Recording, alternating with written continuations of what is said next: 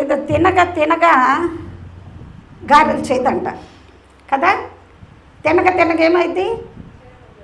గారెలు చేయలేకపోతే చేదుగా ఉండటమే. మొదటి బాగానే ఉన్నాయి, మొదటి 10 బాగానే ఉన్నాయి. ఆ తర్వాత తినగా తినగా తినగా ఏమైపోయింది? ఎగటేసి చేదుగా ఉన్నాయి. అలా ఉంటుందని వండి మనకి ఎక్కువ అయిపోయి ఏం చేస్తున్నాం? దాన్ని ప్రక్కన పెట్టేస్తూ ఉన్నాం. కానీ ఈ వాక్యము దొరకనటువంటి దినాలు ముందు రాబోతా ఉన్నాయి. ఏంటి? ఈ జ్ఞానవాకులు, ఈ వాక్యము ముందు ముందు దినాలలో మరుగైపోతుంది.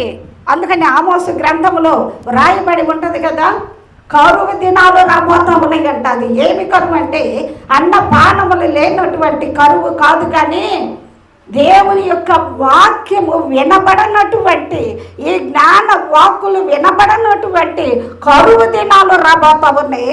ఆ దినమున ఈ దిక్కు నుంచి ఆ దిక్కు వరకు, అంటే తూర్పు నుంచి పడమర వరకు, ఉత్తరము నుంచి దక్షిణము వరకు 4 దిక్కులకు నువ్వు పరుగెత్తి చూసినా కూడా ఎక్కడ ఈ వాక్యం అనేది వినబడదు. సేవకులు ఉండరు, దేవుని వాక్యాన్ని బోధించే వాళ్ళు ఉండరు. ఈ ఉపదేశం అనేది, ఈ ఉపదేశ మర్మాన్ని బోధించే వాళ్ళు ఎత్తబడి దేవుని రాజ్యానికి వెళ్ళిపోతే విడవబడటం బహుఘోరం. వింటున్నాము కదా ప్రకటన గ్రంథ వాక్యాలు. విడవబడటము బహుఘోరము.